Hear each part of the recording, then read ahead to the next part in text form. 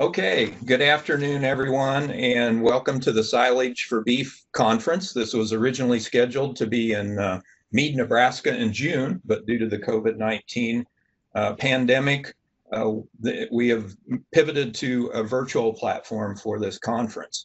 As part of this, well, first of all, this conference is sponsored by UNL, University of Nebraska Lincoln Extension, Lallemand Animal Nutrition, and Iowa State University Extension, the Iowa Beef Center. This is actually the third biennial conference. We started the first one in 2016. There was one in 2018 and now 2020. We will have 4 webinars, 1-hour webinars, one today, and also one on June 14th, 28th, and August 4th. And then this will be followed up with a series of podcasts that will be hosted by University of Nebraska Extension. With that, we'll go ahead and get started. Our first speaker for the session today is Jourdan Bell. She's the regional agronomist for Texas A&M AgriLife Research and Extension in Amarillo. She received her PhD in soil science from Texas A&M University.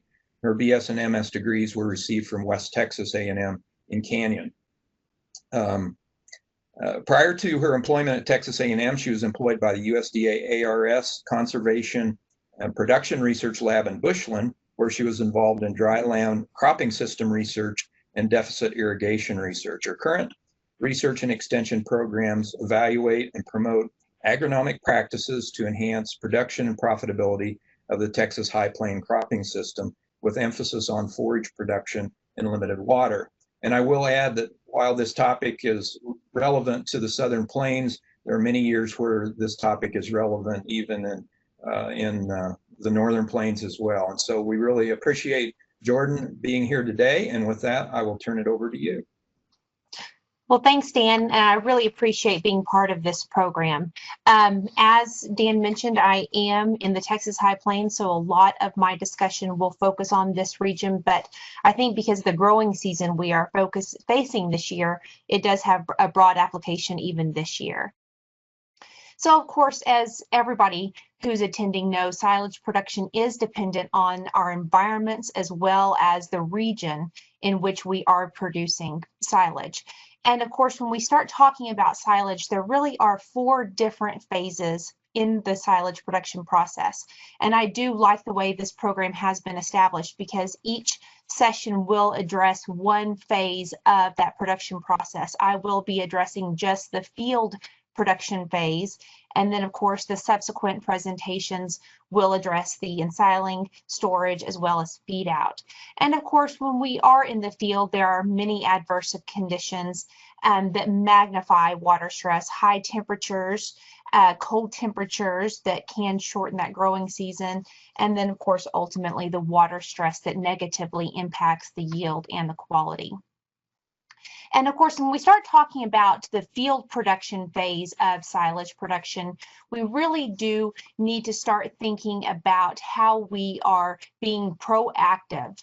And oftentimes when I am visiting with producers, they are not necessarily thinking about the silage as they are growing the forage. They're kind of focusing on forage production, but really to make that quality feed, we need to be thinking about,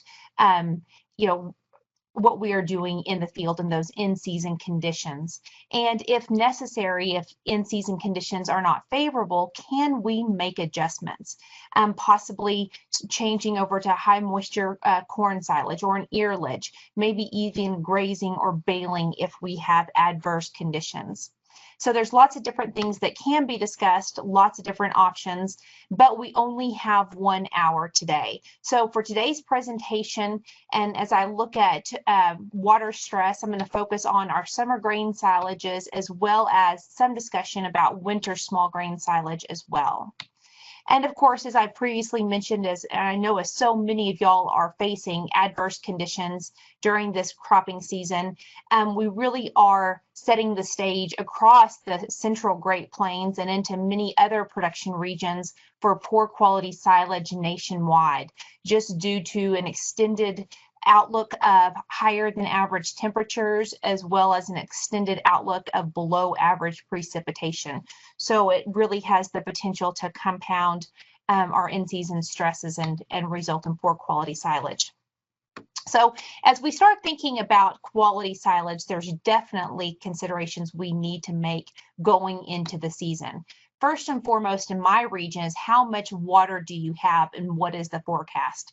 And that is because our production is stabilized with irrigation from the Ogallala Aquifer.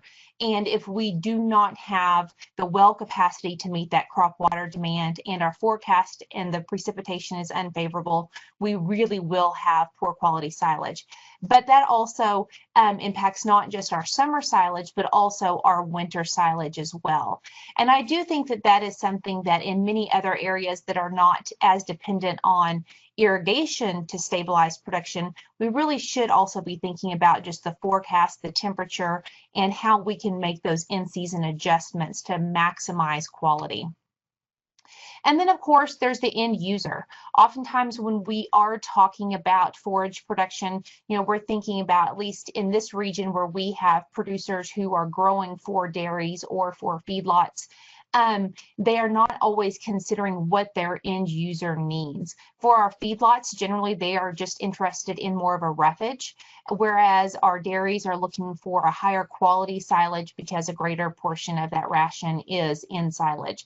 So as I work with producers, I really do like to visit with them as they think about how they're placing forages, what hybrids they're selecting, how they're using their water, really what's your target goal and what's your end user's target goal. And that does help maintain and sustain long-term contracts and relationships so that they can maintain that. And then also when we start talking about water stress, often we don't consider insects, but that is something that I am going to address just very briefly, because insect pressure can magnify water stress. Of course, what is our planting window and what is our harvest window? And those are things that are really important because we want to make sure that we are targeting harvest at the correct dry matter. And if we are not planting a hybrid with the correct maturity class and we're not able to get in and harvest on time or at the correct maturity class for our growing environment, we could really run into some quality issues. And also, of course, it's not just at harvest, but really when we start talking about packing that silage and what's going to be fed out, there can be some issues down the line. So water stress silage. Generally with water stress silage, we have low moisture silage, high dry matter silage. And of course, the harvest moisture is very critical for that silage packing. Now the moisture will vary with packing method, whether we're talking about bags or pits or even piles, but on average, we're looking for about 65% moisture or 35% dry matter. And then another thing that I do think we need to keep in mind when we start discussing water stress silage is nitrate poisoning, especially in our summer silages. When we have water stress forages, they tend to accumulate nitrates and generally in the lower part of that plant. And that can also occur though with frost damaged corn or even frost damaged forage sorghums. And so that is why if we do have an early frost, we want to delay that harvest for 2 to 6 days following the frost to allow those nitrates to naturally dissipate. Also, if we have heavy rates of nitrogen or manure in fields, and especially compounded with water stress, we can see that that nitrogen will start to accumulate, those nitrates accumulate, and we can run into nitrate poisoning concerns. Now, I often hear producers tell me, well, I'm not going to worry about nitrates in a silage pit like they would if they were baling it because the nitrates will partially dissipate during fermentation. And that is true, but I do think that that can be a false sense of security. And so I do not think that we should assume they will all be gone. We need to keep in mind that those nitrates only partially dissipate during that fermentation process and can still be in that silage pit. So when we do run into nitrate issues, we need to make sure that we're raising that cutting bar. On average in this region, most producers or commercial choppers are cutting as close as possible, generally, hopefully 4 inches, but I've seen fields where they're cutting down as low as 3 inches. And so if they can raise that cutting bar at least to 6 inches, that can really help minimize the nitrates that make it into that silage pit. And then, of course, when we start talking about water stress, it does vary across a field. And the water stress can also be magnified by compaction problems. In this image, I'm actually kind of showing where there's previous compaction from silage trucks in a field. And so that was something that really stood out into the next production season. And so this is where we need to often have some forethought going into the season. And what are our pre-season plans? Do we have compaction from a previous silage crop? Do we need to be thinking about some deep tillage? Possibly a field was planted under wet conditions and that magnified compaction in that field. So variability, it's not just creating yield variability and of course ultimately probably quality variability, but this can also create some issues with regards to harvest timing and dry matter. And so those are just important things to think about as we're preparing for a silage season. And of course, when we start talking about dry matter and we talk about packing that silage into it, we run into issues with regards to packing, but it's also the shrink. And especially if we are somebody coming in and buying silage, shrink can really be a big issue. And that is important because if I was a feeder, I do not want to run out of silage. And so the shrink results from fermentation and spoilage losses. Of course, there can also be scale errors that can result in that, but it's just very easily to calculate, especially if a person maintains good records. You have the pounds of silage that were delivered minus the pounds of silage that were fed divided by the pounds delivered. So you can very quickly determine how much shrink there was. And of course, if you are somebody who's buying silage, you pay for pounds delivered, not pounds fed. And so I do know producers who have run into some issues with future contracts because the producer is generally who's going to get the blame for this. And so it really does become important, I believe, for the producer to pay attention to this just as much as the feeder so they can maintain those future contracts. Now, when we talk about our summer silage options, most commonly we have corn, sorghums, our perennial grasses, which are commonly baled as baleage, at least in this region down into East Texas now, and then also legumes. But I will be focusing on corn and sorghums. So corn silage is our silage of choice, and that is because corn silage is high in energy. When we talk about energy, though, we need to keep in mind that we're talking about the grain content and the stover digestibility because those do affect the energy level. Also, our corn silage tends to have a higher yield potential, and generally it's pretty stable as well. We're talking about 27 to 32 tons per acre. And if water is not limited, the corn silage quality is relatively consistent, and especially in comparison to forage sorghums, where that quality varies very drastically across different hybrids. But under water stress, corn silage quality is reduced. And so this is because that quality is really related to the amount of grain that can be produced. And I think that's something to keep in mind.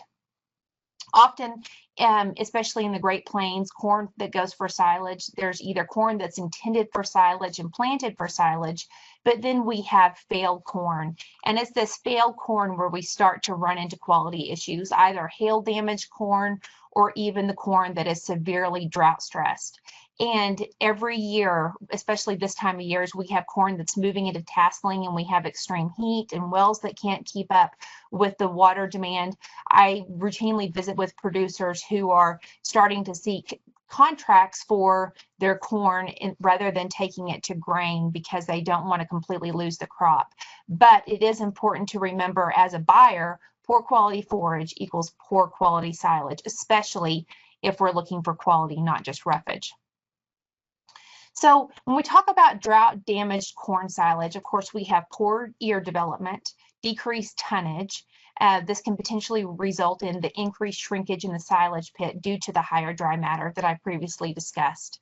And then also because of just the poor ear development and the poor quality, we have decreased starch as well as decreased total digestible nutrients. In a previous research article, it was reported that the normal TDN value for corn is about 90. However, when we look at drought damaged corn, the TDN can be reduced by 60%. And so if we do have drought damaged corn and the potential for that, we really should be considering forage sorghums. This image on the left is actually a picture from my forage sorghum trial that I conduct every year at Bushland. And on the left, I have a corn hybrid, and on the right, I have a forage sorghum. And so we can just see, of course, we talk about forage sorghum being a drought tolerant alternative, but it really does have the ability to maintain tonnage and quality under extreme adverse conditions. And when we talk about the value of the ear and grain fill, one of the things that I did about a year ago was actually go in and look at just the extreme example of what if we don't have the ear and how does that affect the quality. And one of the things that we saw, taking two different corn hybrids that were grown as corn checks in my forage sorghum trial, taking them with the ear and then removing the ears, was that significant reduction in the TDN as well as the relative feed quality. And that relative feed quality is reduced by about 330% without the grain. Of course, we can see that in those milk production numbers. And then, of course, even in the tonnage, we drop about 7 tons per acre not having the ear. Of course, as I mentioned, that is an extreme example because I have removed the ear, but nevertheless, it does show the value of that ear.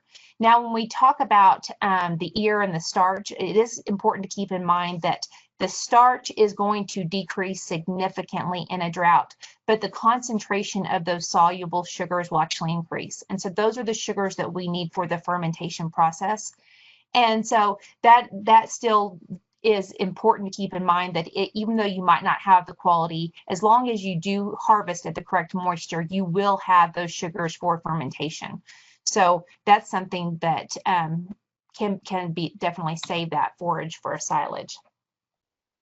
But nevertheless, because we really can maintain quality with forage sorghums, if we are in a limited water environment, a high stress environment, I do think that forage sorghums really become a very valuable option. Here's just another picture with a different hybrid, forage sorghum hybrid and corn, and you can just see how the forage sorghum has maintained quality in comparison to that corn hybrid. So when we start talking about forage sorghums for silage, it really does begin with hybrid selection. And it is important to keep in mind, of course, with any other crop, but especially our forage sorghums, not all sorghums are created equal. And I do find it important to evaluate variety trials from multiple locations, and especially region-specific variety trial data, so that you can have an idea of how hybrids perform in your region. Those hybrids should match the production system as well as those end user goals. And it is important in water limited environments to keep in mind maturity class. Later maturity hybrids do have a greater yield potential, but they are going to use quite a bit of water, and they can actually use more water than a corn hybrid, especially the photoperiod sensitive hybrids that tend to grow until the first frost. And so it's important to keep in mind if you have the water. Also, those later season hybrids are more prone to lodging under late season moisture stress and under high fertility. And so that's something else to keep in mind. If you have a risk for moisture stress, you could run into some lodging issues. And also, we should be choosing hybrids based on hybrid specific characteristics, not forage types. And I will go into that in more detail. More frequently, I see forage sorghums being marketed by their forage type, meaning a brown midrib, a photoperiod sensitive, a brachytic. And I think that people often have a false sense of security that as long as they buy a brown midrib hybrid, they are automatically going to have a hybrid that's a good quality hybrid. And so that's not always the case. We need to keep in mind that oftentimes that is used for marketing. So when we talk about forage sorghum types, we have the conventional forage sorghums. Those are the dual purpose hybrids that are those traditional hybrids that have been grown for years. Also the brown midrid hybrids or BMRs. Those are known for having decreased lignin, increased digestibility, and often they are marketed for having nutritive analyses similar to corn silage. The photoperiod sensitive hybrids are hybrids that are high tonnage hybrids. The flowering is regulated by day length. They're very tall. With the day length, they do not flower until the day length is less than 12 hours. So that gives it a very long extended period in vegetative development. And then, of course, the benefit to that is the delayed flowering slows the decline in forage quality. So especially for a hay crop, that can be great. But, you know, if we are looking at a silage crop and we are wanting to take something to grain and we are in an environment where we could actually develop grain with these hybrids, we are going to use an extended amount of water for those hybrids. And then if they are harvested early, especially in a more northern environment, the moisture may prevent silage packing. In the Texas High Plains, usually by the time we get into early October, these hybrids still have a moisture content that is 72 to 75%. And so there could always be the possibility that it could be swathed and laid down, but many producers just don't have the time and want to make 2 trips through a field. So they do go with an earlier maturing hybrid, but they have the potential for very high tonnage with those. The brachytic dwarf hybrids are probably one of the newer forage types that are on the market. Probably within the last 5 to 7 years, we've really seen more brachytic dwarfs come to the forage stage. They are noted for having a reduced internode length, very stable tonnage, shorter, leafier hybrids, and reduced lodging. And so you can see it's just a very dense, leafy canopy. And even though they are short, and when I say short, probably anywhere from 4.5 to 5.5 feet tall, they still can maintain good tonnage. So in my trial every year, I do go in and break down hybrids by that forage type. When we look at especially forage, sorghum for forage in a water limited environment, we generally are seeing greater tonnage with the forage sorghums than we are corn silage. With those corn checks, we're looking at about 18 tons per acre in comparison to the forage sorghums where we're just a little over 22 tons per acre. So we're able to maintain or achieve probably 4 to 5 tons more forage per acre in that water limited environment with this. And I will back up just a minute and explain why I include corn checks. It actually started several years ago when I would discuss the forage sorghum data at local extension programs, and it was inevitable that I would have producers ask, well, that's great, but how does it compare to corn? And even though we do have corn trials, the corn trials are usually conducted under ideal conditions and really trying to achieve the highest tonnage or optimum tonnage. And so it really became comparing apples and oranges. And at that time, I decided it was really a good idea to go ahead and put those corn checks in the forage sorghum trial so we could see how corn performs in that same production environment. So under water stress, what is corn going to do? And so, you know, we can see that, you know, even though we talk about that tonnage, well, crude protein, corn still does have a slightly higher crude protein. You know, when we look at some of these other values, we do have a lower ADF, as well as our NDF values. And so those are some things to consider with that. We still are able to maintain, you know, slightly higher quality, but nevertheless, you know, we do have a decrease in tonnage. Also grain sorghum, that's something I'm going to talk more about, but I have seen that grain sorghums can actually make an ideal tonnage, especially if you're looking for something that's going to be a very fast forage option. They're usually much earlier to mature than the traditional forage sorghums. They're also short, permits getting into the field. In this region, we have sugarcane aphids. And so you can usually, if you have to spray for an insect, you can get into the field whereas with the forage sorghums, that becomes much more challenging especially if you don't have access to an aerial applicator.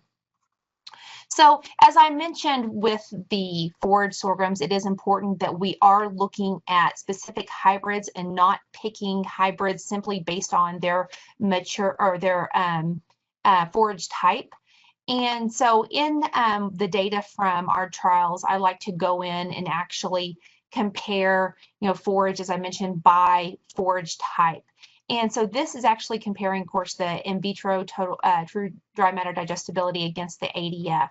And I have the blue dots are the brown midribs, the red triangles are the non-brown midribs, the green squares are the photoperiod sensitive brown midribs, and the purple triangles are the photoperiod sensitive non-brown midribs.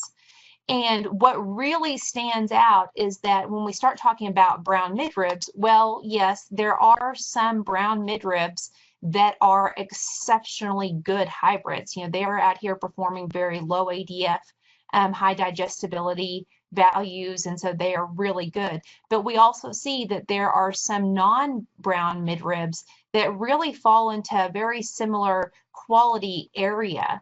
And so I think that that's when we can go in and actually start looking at some of these hybrids and really comparing tonnage potential and what are some other traits that would be important. And then, of course, we get down here into the photoperiod sensitive, and as to be expected, because they are very tall, they grow for an extended period, they're highly lignified, they have low digestibility values. The brown midrib trait that's with those photoperiod sensitive hybrids, it is not just a marketing ploy. I think some believe, they think it's kind of an, I guess, it's a contradiction to have a BMR photoperiod sensitive, but we do see where that brown midrib trait in those photoperiod sensitive hybrids actually does help with the quality slightly. Of course, it's still a photoperiod sensitive and it's not going to perform as well as the non-photoperiod sensitive. But this is just an example just to say that, as you're looking for forage sorghums, keep in mind that some of the non-brown midribs can be just as good as a brown midrib. So really pay attention to each hybrid and don't buy a hybrid just based off of how it is marketed. Also, crude protein. When we start talking about forage sorghums and the brown midrib hybrids, those are marketed for having higher crude protein values. And across the bottom, the x-axis title was omitted from this chart, but this is actually just an entry number. So I had over 90 entries, and really what I saw was, there were brown midribs that had, relatively, good stable crude protein, but there were brown midribs with low crude protein values. So again, keep in mind that oftentimes that crude protein, even though there can be some genetic potential for a hybrid to have a higher crude protein, it is also a function of the environment. And what is the fertility in that field? And so we can see that we do have some non-brown midribs that have high stable crude protein values as well.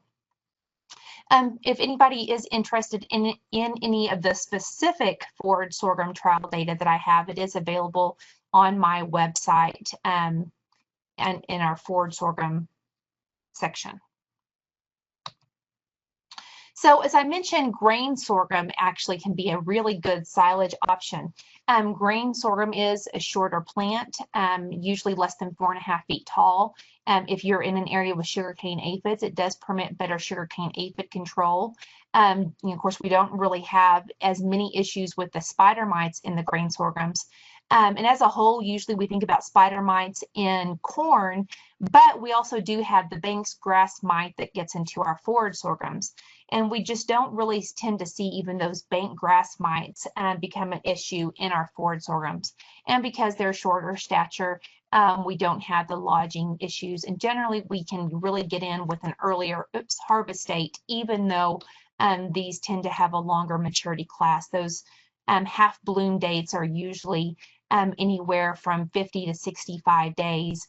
And so, probably another 20 to 30 days past that to chop, and you really can get one of these grain sorghums in and out of the field pretty quickly and maintain tonnage. So here are just two commercial hybrids, Pioneer 84G62, which is a hybrid that across the Southern Great Plains has been grown for years. And I've used that in the trial as a benchmark check. And then DeKalb's 3707, another hybrid that's been around for years. And then these are just some hybrids that are actually marketed as a dual purpose forage sorghum, grain sorghum. And a lot of this ton is in that head.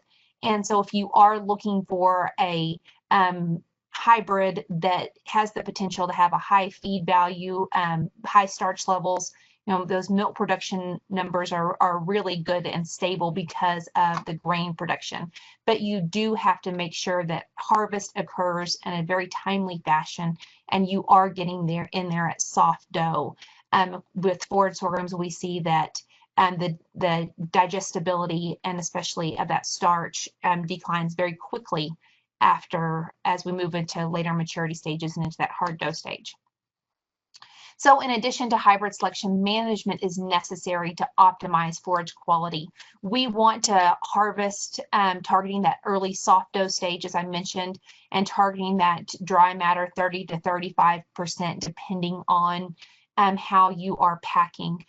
Possibly swathing if necessary to obtain the correct moisture, and of course paying attention to that chop length.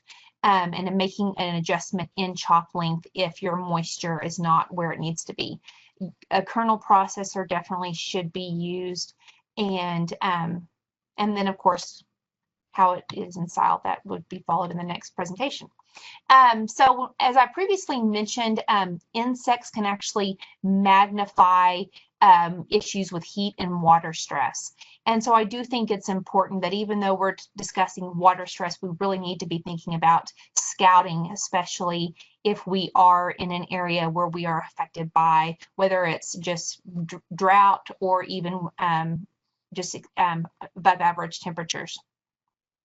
So spider mites in corn under both hot and dry conditions, they are triggered. Those mites will flare, and the hot dry conditions will trigger that.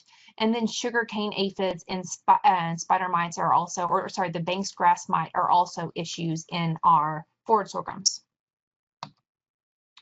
When we look at, and of course I should have mentioned this, this is actually a picture I took last year in a corn silage field. This is some spider mites. And so they do get in there and they start feeding. They decrease the photosynthetic ability of that. They caused localized senescence, and those fields will rapidly die as those spider mites will come in and spread throughout that field. And so they reduce tonnage and quality very quickly. And then moving into the sugarcane aphids, these are just some images comparing different levels of sugarcane aphids that we have seen across our fields and across our trials. This is a hybrid, same hybrid on the left. This has 20% sugarcane aphid infestation, and on the right, there's 80% sugarcane aphid infestation. And so as those sugarcane aphids feed, they actually excrete a honeydew. That honeydew, a sooty mold will grow on the honeydew, which reduces the photosynthetic or interferes with light interception and reduces photosynthesis, reduces carbohydrate production, and ultimately we can wind up with severe lodging in fields as well as harvest issues. And so over the last several years, in addition to seeing that as we lose tonnage, we are essentially losing, it becomes wasted resources, wasted water. We've had producers also start to inquire, how much is quality affected by the sugarcane aphids? And so I'm just briefly going to touch on some research that I have done over the last couple of years with our local entomologist, actually looking at the effect of the sugarcane aphids on quality and how that they can compound issues with water stress. On the underside of this leaf is sugarcane aphids, and so you can see that they reproduce exponentially, and so they come in and just cause severe issues because of their rapid rate of reproduction. So again, this is another hybrid, same thing. You know, on the left, we have good control of sugarcane aphids, and then on the right, we have actually no control of sugarcane aphids, and that is starting to lodge. But you can definitely see the biomass production and the quality has decreased significantly. So yield and quality losses in water-limited environments as a result are magnified as a result of poor insect management.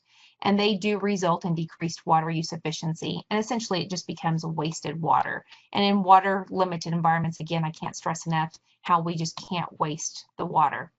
So one of the questions, as I previously mentioned, became how do sugarcane aphids impact silage yield and quality? And forage sorghums are grown for silage production. They have been infested with sugarcane aphids yearly since 2014. But there has not until now been a damage potential that had been established. And so ultimately the objective of this research was to create damage levels for the infestation and thresholds to trigger treatment. But we also did, want to come in and just look at the impact of those different levels of sugarcane aphids that were created through different insecticides on the quality. And so this was the first year we conducted the research in 2017. This was forage that was sampled at milk, and we can see that we have our tonnage and we have a rating scale, and each number corresponds to the percent or 10%, 20%, 30%, 40% level of infestation. And so we can see that we have our yield decreases from about 27 tons per acre down to about 10 tons per acre just because of the infestation. 2018, we were held out. 2019, a very similar trend. Our infestation was much more variable in 2019 across fields, but we still see that trend to have a reduction in tonnage due to the infestation. But of course, when we start talking about silage, we really want to start talking about quality and how is the quality impacted. We looked at the fresh forage at the field when we harvested, but then we also ensiled the forage just to see what happens after 60 days of ensiling. And we can see that what was very interesting is that quality actually was not stable.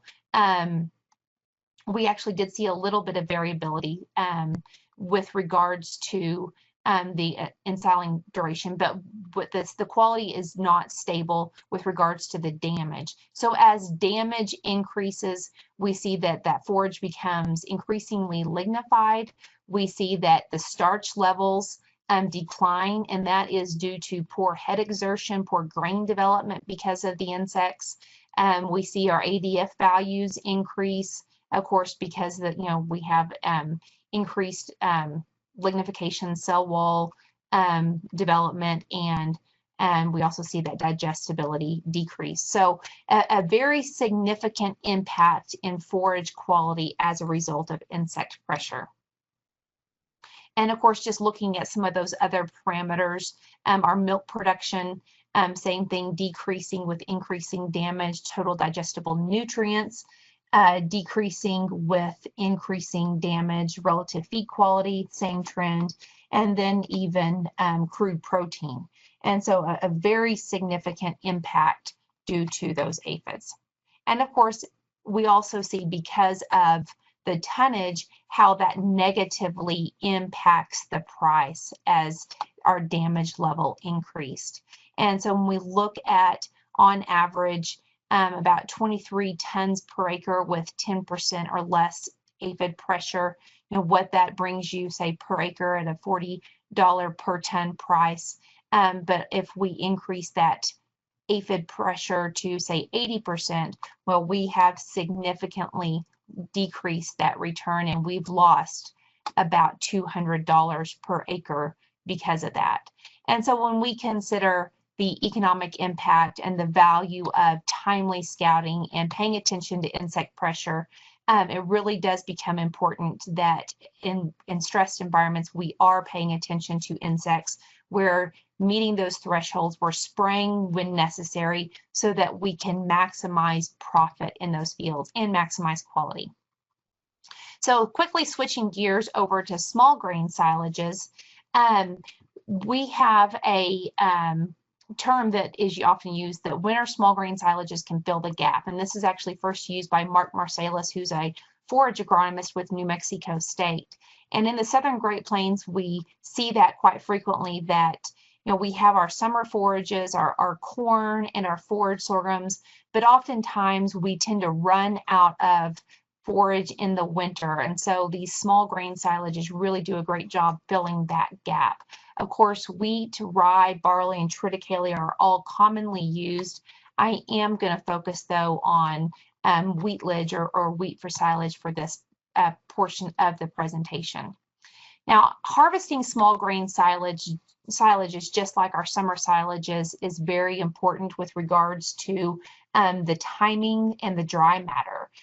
Because small grains have a hollow stem, they can be much more difficult to pack than corn and sorghum silages. So it is very important that these silages are harvested on time if they are going to be packed and not fed as green chop. And of course, when we start looking at the quality, we know that the quality of these silages is greatest during that boot stage, and that is where we have usually a optimum fiber energy level. The crude protein as well as other nutrients are optimum during that boot stage. But what we run into is that the moisture is too high during that stage. It's generally about 80%. So if forages are harvested at boot, generally they are either fed as green chop or they are wilted until a targeted moisture of about 65% is achieved. That wilting time does vary depending on the environmental conditions. In the Southern Great Plains, sometimes they're left for as little as 1 to 2 days if it's hot, dry conditions. I know other areas they will leave them for an extended period. But ideally, if we're looking for a one pass, one chop, early dough is what is going to be targeted. And increasingly, I do visit with producers who have contracts, and their contracts specify they do want the forage at boot so that they can achieve that quality. However, there's quite a big tonnage loss by harvesting at boot rather than soft dough, and that's what some of my data I will discuss shows. And so when we look at options for harvest timing, as I mentioned, producers want to optimize tonnage, and they do not want to make those multiple equipment passes in the field. But many prefer to preserve the quality and harvest earlier. And of course, generally those are our local dairies who prefer it to be harvested earlier. Here's that boot stage in comparison to harvesting at the ripening or early soft dough stage for silage. Of course, boot stage makes an ideal hay crop.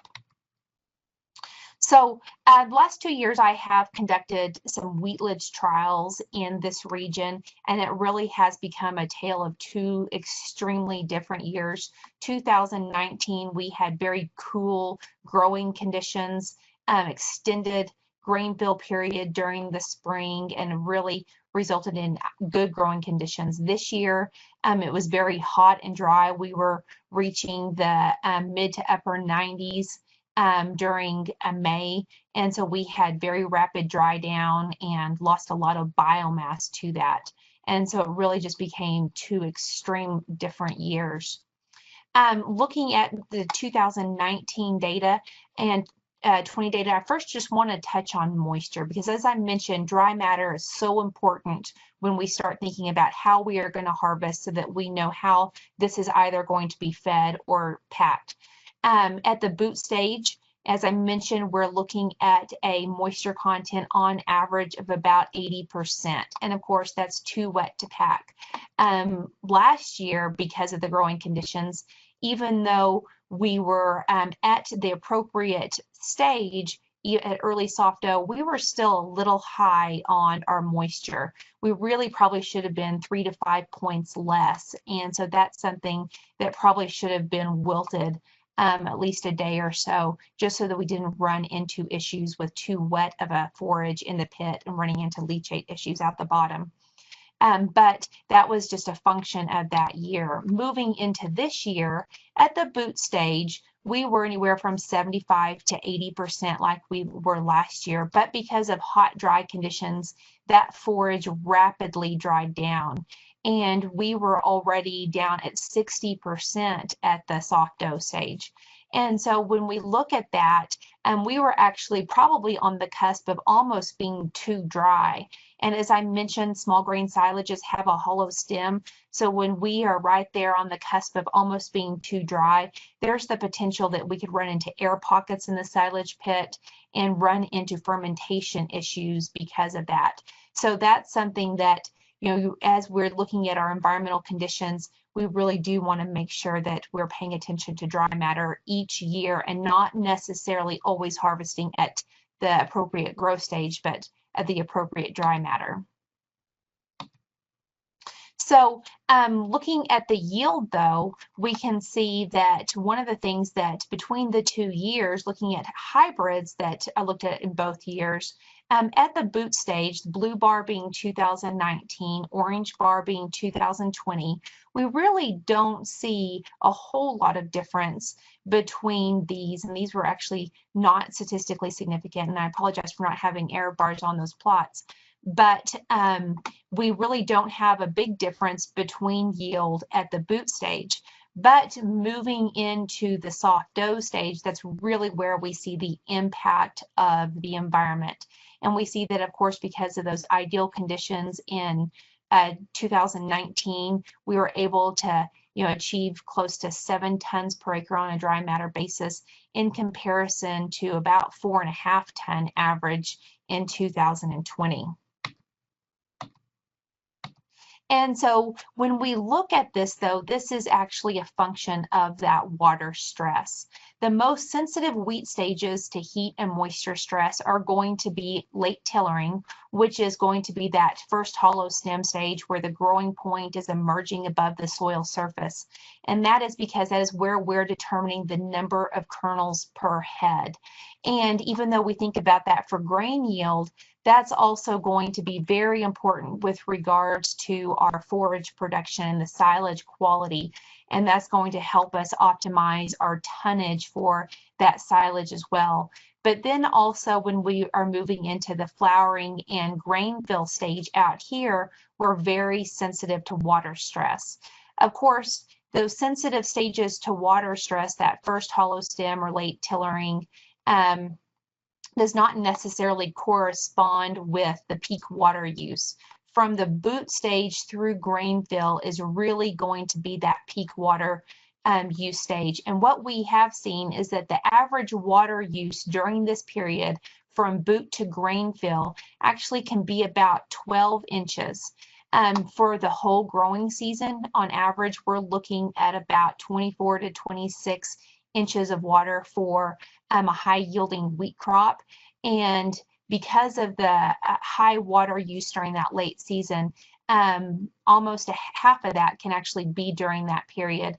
So if we are in a water limited environment and we are worried about losing quality, harvesting at boot, it can be a way to ensure that we're preserving yield and quality.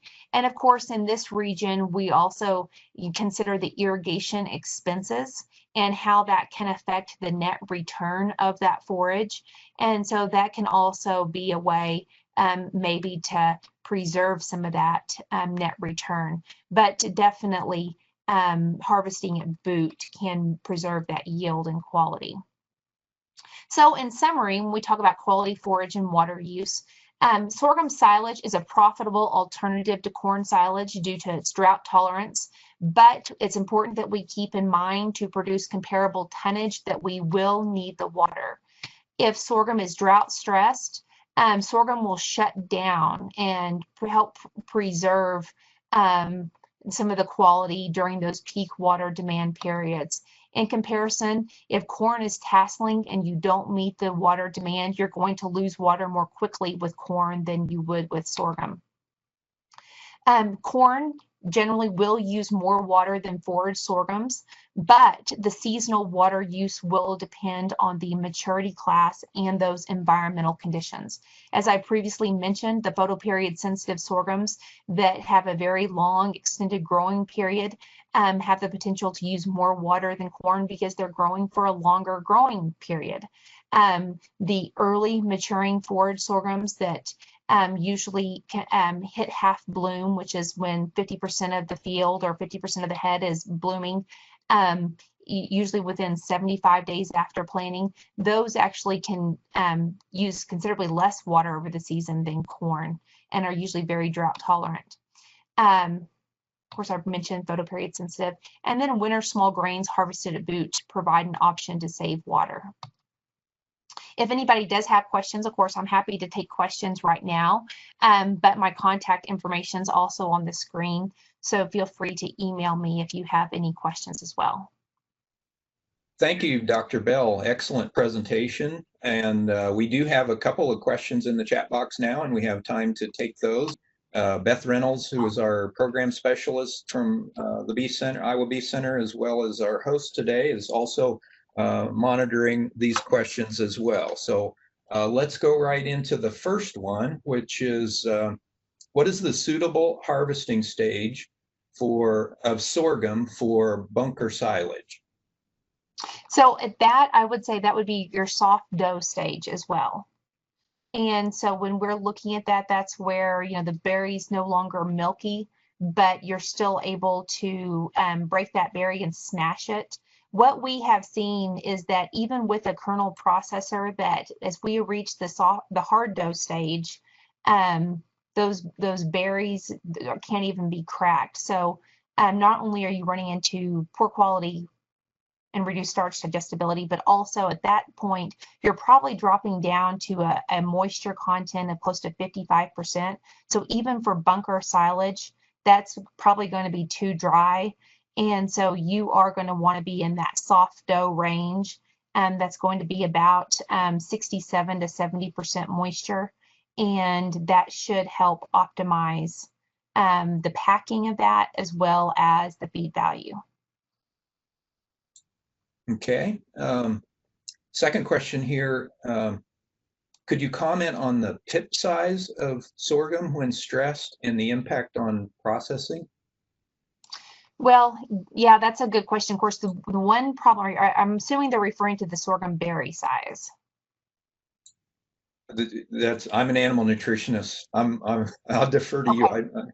Okay, so with that, of course, sorghum, that's one of the biggest challenges, I think, to feeding sorghum, especially if we look at, you know, just feeding the grain, is that the berry size varies so much. So in a mill, for example, if someone was processing it, they're always having to adjust rollers, and it just becomes very problematic. So sorghum just naturally has a variable berry size.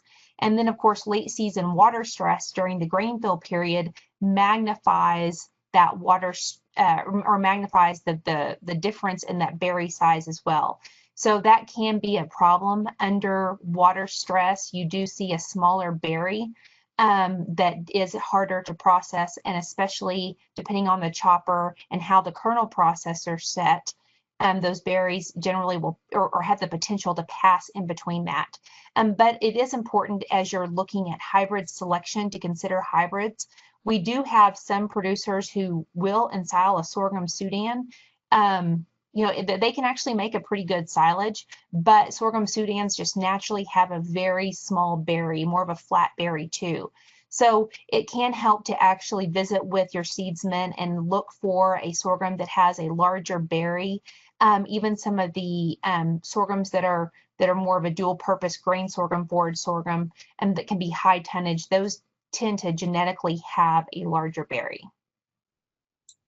Okay, good. Yeah, based on your response, I think that's clearly what that question was about. The next question is, how is the tonnage of corn checks calculated? Okay, so I'm thinking that I did not probably specify that that was all on 65% moisture. So everything was taken to a standard moisture for the corn as well as for the forage sorghum. So everything's reported on a 65% moisture basis. Whereas the wheat silage I did report on a dry matter basis. So I apologize for inconsistencies in reporting. Okay, we got a couple more questions, and I think we have time for those. The next question is, what about sorghum silage for high temperature, climate, hot weather areas? So, especially if you do not have the irrigation, I would say probably an early to an early medium maturing hybrid really will give you a lot of flexibility with regards to, having time to kind of race through the summer and beat any adverse conditions. I do have the trials available online, but I have also broken down data specifically by maturity class and looking at, I guess, hybrids for water limited environments. So if whoever that is wants to contact me directly, I'm happy to send some of that data. Okay, sounds good. Now they're starting to roll in. Hopefully we'll get through as many of them as we can. The next question is, what type of effect should be expected on the NDF digestibility of drought-stressed corn plants, in your opinion? There are reports of increase in the literature, but some researchers are trying to prove otherwise recently. And I guess I was interested in that too. There's kind of a paradigm that the sugars that would otherwise be transferred into starch are still there, but your data on the grain removal looks quite different.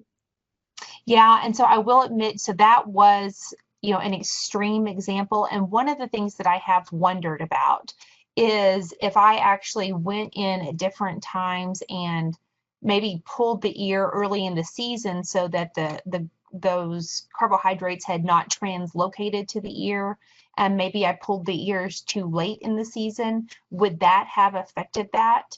I'm not quite sure if that would, but one of the things that I have also looked at is, in addition to just the starch level, of course, that we don't see without the ear, is the soluble carbohydrates. So we have our water soluble carbohydrates that are there, and there's really not much of a difference. Even though we have our fermentable sugars, those carbohydrate levels seem to stay the same. And as a whole, I do feel like I'm dancing around this question. As a whole, we do see, though, that water-stressed forages, because they become more lignified, we see NDF values naturally go up. And so I don't know if we would actually, I don't know if I would actually be able to quite agree with the fact that water-stressed forages have low NDF values. I would have to probably try and run some numbers. So I apologize for not being able to accurately answer that. Sure, no problem. Well, we have about 3 more questions. We'll try to get through those. If we do run out of time, we can respond privately. But the first one is, what growing stage is most critical to irrigate in order to maximize grain production? So for grain production, we really do want to start focusing on what would be that period of growing point differentiation, especially if we're talking about any grain crop really, but even in forage sorghums too, because that's when we are determining the number of seeds per head. And with that, generally we're looking at around 10-leaf sorghum. And so it's often a period, we call it maybe like knee high. It's not very tall. Often, what's going on developmentally is out of sight, so it's out of mind. But it's actually a very critical stage to determine your head size. So even though late season water stress is going to affect grain fill. If we really want to maximize grain production, we do want to make sure that we are focusing some water at growing point differentiation. Now, the unique thing about the differentiation period in whether it's wheat or in sorghum, that's not going to be the period of peak water use. Our peak water use is actually going to be later in the season once we get into the boot and that anthesis stage. And that's going to be stable across all production environments. Now, the amount of peak water use is going to vary. Oftentimes, we're looking at 0.3 of an inch in the southern Great Plains in comparison to maybe 0.2 of an inch or less in the northern Great Plains. But nevertheless, that's, the period of peak water use does not necessarily correspond with that period of maximum return with regards to grain production. We really do want to make sure that if we have the water, we can get some water on at growing point differentiation, or what would be first hollow stem and wheat.